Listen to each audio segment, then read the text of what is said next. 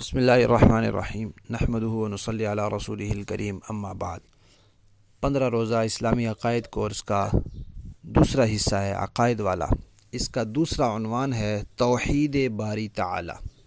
توحید باری تعالی کے حوالے سے 4 جملے یاد رکھنے چاہیے کہ اللہ تعالیٰ اپنی ذات کے اعتبار سے اکیلے ہیں، اللہ تعالیٰ اپنی صفات کے اعتبار سے اکیلے ہیں، اللہ تعالیٰ خدائی اختیارات کے اعتبار سے اکیلے ہیں، اور اللہ تعالیٰ عبادات کے اعتبار سے اکیلے ہیں۔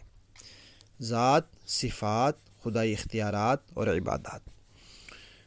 اللہ تعالیٰ اپنی ذات کے اعتبار سے اکیلے ہیں، یعنی کوئی ان کی ذات کا حصہ نہیں ہے۔ اللہ تعالیٰ نور ہیں، قرآن پاک کہتا ہے اللہ نور السماوات والارض، تو اللہ تعالیٰ نور ہیں اور کوئی اللہ کے نور کا حصہ نہیں ہے، یعنی کوئی نور من نور اللہ نہیں ہے۔ اللہ تعالیٰ کی ذات کا کوئی حصہ دار نہیں ہے کوئی، اور اسی طرح اللہ تعالیٰ کا کوئی رشتہ دار نہیں ہے، کوئی اللہ کا اولاد نہیں ہے اللہ تعالیٰ کی، کوئی اللہ تعالیٰ کے والدین نہیں ہے، کوئی رشتہ نہیں ہے اللہ تعالیٰ کا، تو کوئی اللہ کی ذات کا حصہ اور جز بھی نہیں ہے، کوئی اللہ کا رشتہ دار بھی نہیں ہے۔ اس کو کہتے ہیں اللہ تعالیٰ اپنی ذات کے اعتبار سے اکیلے ہیں۔ اللہ تعالیٰ اپنی صفات کے اعتبار سے اکیلے ہیں۔ جو صفات خدائی صفات ہیں، جو خدا کے لائق ہیں، خدا کی ہی شان ہے، خدا کے ہی مناسب ہیں، وہ صرف اللہ تعالیٰ کو حاصل ہے۔ مثلا عالم الغیب ہونا، اب علم غیب ہے۔ علم غیب کسے کہتے ہیں؟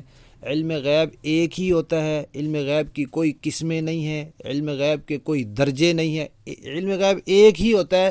وہ کیا ہوتا ہے کہ کائنات کی ہر چیز کا علم ہو اور خود بخود ہو، کسی کے دینے سے نہ ہو۔ کائنات کی ہر چیز کا علم ہو، خود بخود ہو، کسی کے دینے سے نہ ہو، اس کو علم غیب کہتے ہیں۔ اور علم غیب خدائی صفت ہے، یہ اللہ تعالیٰ کے علاوہ کسی کو حاصل نہیں ہے۔ حاضر ناظر ہونا، یہ خدائی صفت ہے، ہر جگہ موجود ہونا، ہر جگہ کو دیکھنا، ہر جگہ کے علم ہونا، تو یہ اللہ تعالیٰ کی صفت ہے اللہ تعالیٰ کے علاوہ۔ تو اللہ تعالیٰ اپنی صفات جو خدائی صفات ہیں ان میں کوئی اللہ تعالیٰ کے ساتھ شریک نہیں ہے۔ تیسری بات ہے کہ اللہ تعالیٰ خدائی اختیارات کے اعتبار سے بھی اکیلے ہیں۔ مختار کل ہونا، یہ جو چاہے کر لینا، دنیا کے کائنات کے سارے کاموں کے اندر تصرف کرنا، تبدیلی کرنا، ان میں دخل دینا، ان کو تدبیر کرنا، یہ سب اللہ تعالیٰ کے کام ہے۔ اللہ تعالیٰ کے علاوہ کوئی اس میں شریک نہیں ہے۔ کوئی روزی دینے والا نہیں ہے، کوئی بگڑی بنانے والا نہیں ہے، کوئی اولاد دینے والا نہیں ہے، کوئی صحت دینے والا نہیں ہے، یہ سب خدائی صفات ہیں۔ زندگی موت دینے والا کوئی نہیں ہے، صرف اللہ تعالیٰ کی صفات ہیں۔ یہ خدائی اختیارات ہیں۔ خدائی اختیارات میں اللہ تعالیٰ کے ساتھ کوئی شریک نہیں ہے۔ چوتھی ہے عبادات، کہ معبودیت میں اللہ تعالیٰ اکیلے ہے، کوئی اور معبود نہیں ہے، کوئی عبادت کے لائق نہیں ہے۔ جو چیز عبادت ہے وہ صرف اللہ تعالیٰ کے لیے۔ نماز عبادت ہے صرف اللہ کے لیے، قربانی عبادت ہے تو صرف اللہ کے لیے، روزہ عبادت ہے تو صرف اللہ کے لیے، سجدہ عبادت ہے تو صرف اللہ کے لیے، زکوٰۃ عبادت ہے صرف اللہ کے لیے، خیرات عبادت ہے تو صرف اللہ کے لیے۔ اللہ کے علاوہ کسی کے نام کی خیرات جائز نہیں ہے، اللہ کے علاوہ کسی کے نام کی نظر و نیاز جائز نہیں۔ یہ تو ہو سکتا ہے کہ اللہ کے نام کی خیرات ہو، ایصال ثواب کسی کا ہو، یہ تو ٹھیک ہے، لیکن کسی کے نام کی سبیل، کسی کے نام کی خیرات، کسی کے نام کی نظر و نیاز، کسی کے نام کی قربانی، کسی کے نام کا چڑھاوا، یہ اللہ کے علاوہ کسی کے نام کا جائز نہیں ہے۔ یہ اللہ تعالیٰ کی عبادات میں شرک ہے۔ تو جو چیز عبادت ہے وہ صرف اللہ کے لیے ہے، اللہ کے علاوہ کسی کی عبادت نہیں۔ سورہ اخلاص پوری کی پوری توحید پر اللہ تعالیٰ فرماتے ہیں قل هو اللہ احد، وہ اکیلے ہیں، ہر اعتبار سے اکیلے ہیں۔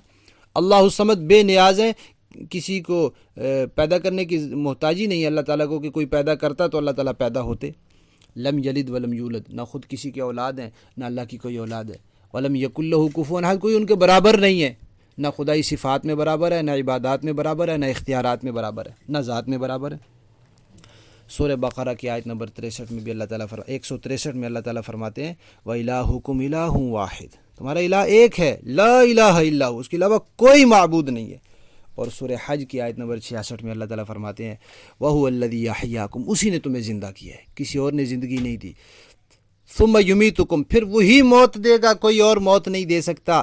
ثُمَّ يُحْيِيكُمْ، پھر وہی زندہ کرے گا، کوئی اور زندگی نہیں دے سکتا۔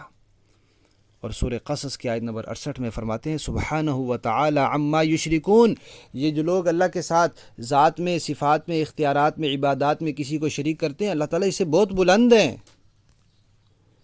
اور نبی کریم صلی اللہ علیہ وسلم نے فرمایا، بخاری شریف کی روایت ہے کہ میں کسی حلال کو حرام نہیں کر سکتا، کسی حرام کو حلال نہیں کر سکتا، اس لیے کہ حلال اور حرام قرار دینا یہ خدائی اختیار ہے، اور خدائی اختیار سرکار دو عالم خاتم النبیین صلی اللہ علیہ وسلم فرماتے ہیں مجھے بھی حاصل نہیں ہے۔ جب آپ کو حاصل نہیں ہے تو کسی اور کو کیا حاصل ہوگا؟ تو بس توحید کے لیے یہ 4 جملے یاد رکھنے چاہیے۔ اللہ تعالیٰ اپنی ذات، صفات، خدائی اختیارات اور عبادات کے اعتبار سے وحدہ لا شریک ہیں، لہٰذا جو ذات ہے ان کی ذات میں کوئی شریک نہیں، کوئی نور من نور اللہ نہیں، کوئی جیسے وہ عیسائی کہتے ہیں ثالث ثلاثہ کے خدائی کا تیسرا حصہ، یہ بھی غلط ہے۔